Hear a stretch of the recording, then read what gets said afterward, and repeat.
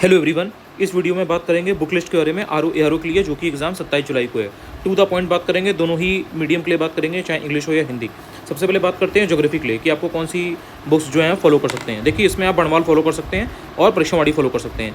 English Hindi में आपको बड़वाल मिल जाएगी, परीक्षावाड़ी आपको सिर्फ और सिर्फ हिंदी में मिलेगी। तो हिंदी वाले इसे ज़्यादा प्रेफर करते हैं, बड़वाल भी करते हैं, बट परीक्षावाड़ी में आपको फैक्ट्स बहुत ज़्यादा मिल जाते हैं। बड़वाल में आपको लिमिटेड मिलेंगे, ऐसा नहीं है कि एक एक चीज़ मिल जाए। कुछ चीज़ें हो सकता है आपको बड़वाल में ना मिले, यूजुअली मिल जाती है, लेकिन कभी कभी हो सकता है ना मिले।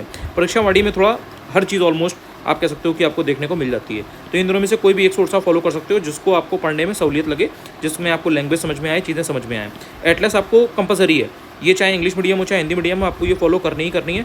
बिना इसके आपको वर्ल्ड ज्योग्राफी समझ में नहीं आएगी एटलस के बिना, क्योंकि उसमें जितने भी आपके ये इस तरीके से जो भी अफ्रीका है या फिर आपका ऑस्ट्रेलिया है, जो भी आपकी वर्ल्ड मैपिंग की चीज़ें हैं, वो आप पूरा इसी से समझ पाओगे। जितने भी पैरामीटर्स होते हैं, जैसे लेक्स हो गई, रिवर्स हो गई, माउंटेन्स हो गए, प्लेट्यू हो गए, डिजर्ट हो गए, या फिर कहाँ पर कौन सी बॉर्डर कंट्री बना रही है, कहाँ पर कौन सा समुंदर है, कहाँ पर कौन सी हॉट वाटर करंट है, कोल्ड वाटर करंट है, किधर से कौन जा रहा है, ये सारी चीज़ें आपको एटलस सही समझ में आती है। ठीक है।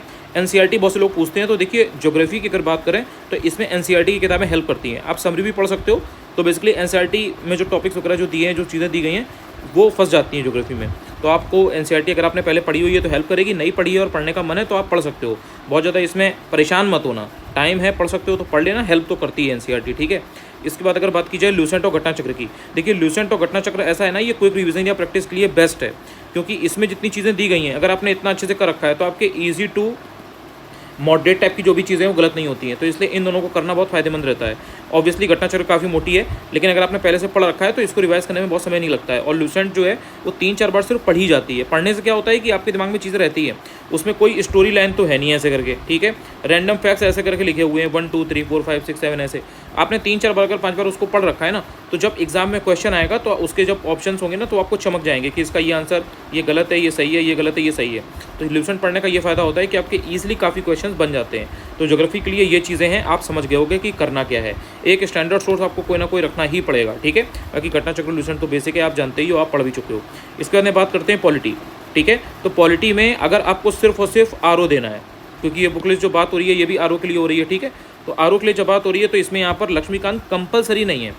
ठीक है। पॉलिटी की अगर बात की जाए, आपका परीक्षावाड़ी हिंदी में है, उससे काम चल जाएगा। लक्ष्मीकांत तो ऑब्वियसली दोनों लैंग्वेज में आती है। परीक्षावाड़ी के अलावा भी लूसेंट या घटना चक्र जो है भी है ना, इससे भी काम चल जाएगा, लेकिन कुछ चीज़ें इसमें आपको नहीं मिलेंगी। ठीक है। जो भी कॉन्सेप्चुअल पोर्शन है आपका, वो आपको या तो परीक्षावाड़ी में मिल जाएगा या लक्ष्मीकांत में मिलेगा। तो अगर आप सपोज लक्ष्मीकांत आपने पढ़ रखी है तो हेल्प करेगी, नहीं पढ़ रखी है, परीक्षावाड़ी पढ़ने में कंफर्टेबल नहीं है, तो आप लक्ष्मीकांत से कर लीजिए।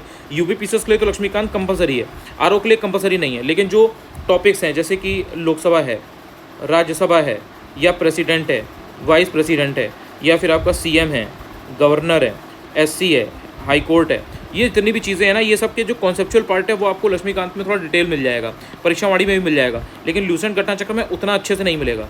अब आप अगर टेस्ट वगैरह में प्रैक्टिस करते हो, उससे अच्छे से अगर एक्सप्लेनेशन पढ़ लेते हो तो चीज़ें आपकी तैयार हो जाएंगी, लेकिन एक एक कॉन्सेप्ट आपको लूसेंट घटना चक्र में नहीं मिलेगा। इतना समझाने का मकसद था। तो अगर सपोज 15 क्वेश्चन आ रहे हैं, 15 में से आपके 8 या 9 क्वेश्चन घटना चक्र लूसेंट से हो जाएंगे। हो सकता है आपके 4-5 क्वेश्चन ना हो पाएँ घटना चक्र लूसेंट से, हो सकता है हो भी जाए, लेकिन कोई कंपलसरी नहीं है, ये मैं आपको बता रहा हूँ। तो इसलिए एक स्टैंडर्ड सोर्स ढंग से पढ़ना आपको ज़रूरी हो जाता है पॉलिटी के लिए। इसके अंदर बात की जाए इन्वायरमेंट के लिए, देखिए इन्वायरमेंट में दृष्टि आईएएस है, परीक्षावाड़ी है, टीएमएच है, टाटा मैग्रो-हिल की बुक आती है, और बाकी शंकर आईएएस है। इनमें से कोई भी आप एक सोर्स पिक कर सकते हो कॉम्प्रिहेंसिव कवरेज के लिए। चाहे दृष्टि आईएएस की बुक कर लीजिए, चाहे परीक्षावाड़ी कर लीजिए, दोनों हिंदी में मिलेंगी। टीएमएच आपको दोनों लैंग्वेज में मिल जाएगी, शंकर आईएएस भी आपको दोनों लैंग्वेज में मिल जाएगी। तो शंकर आईएएस भी काफ़ी अच्छी है, आप इसको भी कर सकते हो। तो कॉन्सेप्ट्स के लिए आपको इनमें से कोई ना कोई एक करना पड़ेगा जिसमें आपको कॉन्सेप्ट्स मिल जाएँ। बाकी तो आपको घटना चक्र जो है वो रिवीजन के तौर पे करनी ही करनी है, मतलब ये तो रटी होनी चाहिए। बहुत ईजी जो चीज़ें हैं वो तो आपको डायरेक्टली यहीं से देखने को डायरेक्ट मिल जाएंगी। इस घटना चक्र जो एनवायरनमेंट की है। ठीक है। तो ये एनवायरनमेंट का भी मैंने आपको बता दिया। बात आती है यूपी स्पेशल की। यूपी स्पेशल के लिए घटना चक्र की जो तत्वसार है, सिर्फ इस एक किताब को रट लीजिए, 4-5 बार पढ़ लीजिए ढंग से, जो भी मेन चीज़ें पूछी जाती हैं आपका इससे काम बन जाएगा। इसके बाहर से आएगा तो उसको मतलब उसके लिए लोड नहीं लेना है। इसमें जितनी भी चीज़ें दी गई हैं उससे काम चल जाता है, उतना ही पूछा जाता है। उसके बाहर से आए तो उसको आप छोड़ दोगे, उससे आपका सिलेक्शन नहीं रुकने वाला। ठीक है। इतना भी पढ़ लो तो बहुत है, इसमें सही चीज़ें फंस जाती हैं। अगर बात की जाए सेंसस और अर्बनाइजेशन की, तो इसमें परीक्षावाड़ी की पतली वाली आती है। अब देखो, आपने अगर पीवाईक्यू ढंग से किया है तो हो सकता है कि सेंसस अर्बनाइजेशन आप उसी से कर लो, जनरली हो जाता है ये इससे, लेकिन 1-2 क्वेश्चन जो हैं वो आपको पीवाईक्यू में नहीं मिलते हैं। जैसे अगर 4 या 5 क्वेश्चन आ रहे हैं तो आपके 2-3 हो जाएंगे, 1-2 क्वेश्चन नहीं हो पाएंगे। तो परीक्षा वाली जो पतली वाली है इसको लेकर के एक बार पढ़ लेना चाहिए। ये प्री में भी हेल्प करता है, मेंस में भी हेल्प करता है। अब प्री के बाद अगर आपको ये लग रहा हो कि सिर्फ प्री देंगे, प्री देते रहेंगे 3 साल, मेंस तो होगा नहीं कभी, तो फिर बात अलग है, तो फिर आप इसको मत पढ़ो, कोई दिक्कत नहीं है। आप PYQ से सिंपली ये जो पोर्शन है सेंसस वाला ये कर लो। बट अगर आपको लगता है कि नहीं हम प्री क्लियर करेंगे देन उसके बाद मेंस भी आएंगे, तो मेंस में ये फिर पढ़ना थोड़ा ज़रूरी हो जाता है, क्योंकि इसमें जो चीज़ें दी हैं एक बार ढंग से पढ़ के नोट्स बना लोगे तो आपके फिर ये पूरा काम आएगा, प्री मेंस हर जगह। तो इसलिए सेंसस अर्बनाइजेशन के लिए ये किताब मेरी तरफ से रिकमेंडेड है, बाकी आपकी अपनी चॉइस है, जैसा आपके पास टाइम रहे। सेम यही चीज़ एग्रीकल्चर के साथ भी है। एग्रीकल्चर में परीक्षा वाली की किताब आती है कृषि एवं प्रौद्योगिकी, और ये हिंदी में आती है, ठीक है, हिंदी में आती है ये इंग्लिश में भी नहीं आती है। तो अब इसमें ऑप्शन वही है कि जो इंग्लिश मीडियम वाले भी हैं वो अगर हिंदी में पढ़ सकें तो ये पढ़ लें, हेल्प करती है ये किताब। 5 से 6 क्वेश्चन एग्रीकल्चर के आते ही आते हैं, ठीक है। 2021 वाले में भी आए थे आर के, और 2024 जो पेपर लीक हुआ है उसमें भी आए थे। तो ये जो सेक्शन है एग्रीकल्चर का ये इंपॉर्टेंट हो जाता है। अगर इसको आपने पढ़ रखा है, चीज़ें आपको थोड़ा सा समझ में आएंगी, आप इजीली कर पाओगे, टैकल कर पाओगे। नहीं आपने अगर पढ़ रखा है तो फिर ये सेक्शन आपका वीक रहेगा। अब आपको आ गया तो आ गया क्वेश्चन, नहीं आया तो नहीं आया। इसके अलावा ध्यान रखना कि एग्रीकल्चर अगर आप ये नहीं भी करते हो, सपोज आप ये नहीं करते हो, मैं मान चल रहा हूँ कि आपने इसमें हाथ खड़े कर दिया, आपने नहीं किया, तो फिर जो लूसेंट आती है साइंस वाली, उसमें पीछे 30 पेज में एनिमल हस्बेंड्री और एग्रीकल्चर वाला जो सेक्शन है ना, उसको कम से कम अच्छे से तैयार कर लेना। हिंदी वाले में तो ये मिलता ही है, इंग्लिश वाला मैंने देखा नहीं है, इंग्लिश में भी मिल ही जाएगा। तो ये जो लूसेंट साइंस वाली आती है ना, ग्रीन कवर होता है इसका हिंदी में, उसमें से ये 30 पेज जो होंगे, करीब 30 पेजेस हैं, उसमें ये एनिमल हस्बेंड्री वाला पोर्शन मोस्ट इंपॉर्टेंट है एग्रीकल्चर के लिए। उतना भी कर लेते हो तो मतलब काफ़ी चीज़ें कर ले जाओगे। बात की जाए इकॉनमी की, इकॉनमी में या तो दृष्टि आयस कर सकते हो, या परीक्षावाणी कर सकते हो, या फिर कुमार अमित सर के नोट से आप कर सकते हो। इसके अलावा जो प्रतियोगिता दर्पण है ना, इसका अतिरिक्तांक आता था पहले, अभी भी आता है, वो अपडेट होकर के आता रहता है। तो या तो PD अतिरिक्तांक से आप कॉन्सेप्ट क्लियर कर लो, या दृष्टि IAS से कर लो, या परीक्षावाणी से कर लो, या कुमार अमित सर के नोट से कर लो, किसी एक से कर लो। इंग्लिश की बात करें तो इंग्लिश में संजीव वर्मा सर की एक बुक आती है, पतली सी होती है, उससे भी आप अपने कॉन्सेप्ट क्लियर कर सकते हो, ठीक है। इकॉनमी के जो इकॉनमी का करंट अफेयर्स है वो तो आपको मंथली मैगजीन में आराम से मिल जाएगा, तो इसके लिए कोई अलग से आपको लेने की ज़रूरत नहीं है कि इकॉनमी के लिए हम अलग से करंट अफेयर्स लेंगे। तो ये आपको यहाँ पर इकॉनमी का देखने को मिल गया। अब इसके बाद अगर बात की जाए जनरल साइंस की, ठीक है, जनरल साइंस, इसमें आपकी 3 चीज़ें आ जाती हैं। इसमें आपका आता है फिजिक्स, केमिस्ट्री और बायोलॉजी। इसमें लूसेंट की जो साइंस वाली आती है उसको पढ़ना बहुत सही रहता है, क्योंकि कॉम्प्रिहेंसिव वे में चीज़ें तैयार हो जाती हैं। बाकी घटना चक्र तो है ही है। पहले क्या था, सिर्फ घटना चक्र करने से काम बन जाता था, अब क्या है, थोड़ा सा कॉम्पिटिशन टफ हो गया है, सिर्फ घटना चक्र से काम नहीं बनेगा। टाइम है तो लूसेंट साइंस पढ़ लेना चाहिए। साइंस वाली अलग से लूसेंट आती है, वो पढ़ लेनी चाहिए। बाकी तो एक लूसेंट जनरल आती है, उसमें साइंस का पोर्शन थोड़ा बहुत दिया रहता है।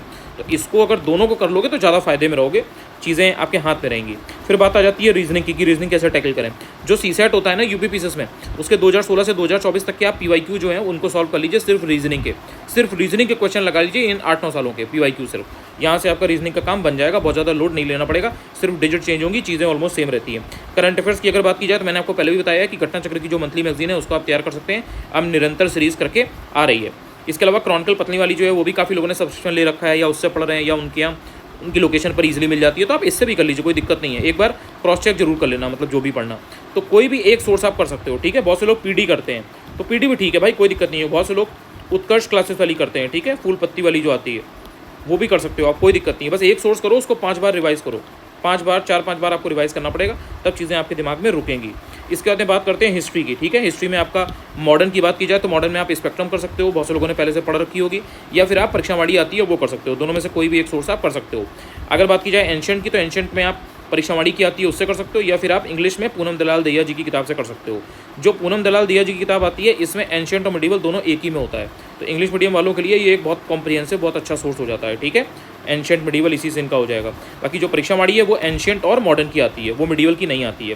बाकी बहुत से लोग SK पांडे सर और जो आपका सौरभ चौबे हैं, इनकी भी किताबें आती हैं एंशिएंट मिडिवल की, तो उससे भी करते हैं। मिडिवल के लिए सौरभ चौबे है, SK पांडे है, वो एंशिएंट के लिए करते हैं, इनसे भी आप कर सकते हो। लेकिन अगर आपने पहले से पढ़ी है तो ये किताबें थोड़ा सा बोरिंग है और इनमें फैक्ट वैक्ट बहुत ज़्यादा होते हैं। हिंदी मीडियम वालों के लिए तो मतलब ये बहुत इंपॉर्टेंट रही है काफ़ी पहले से, तो ये चीज़ है।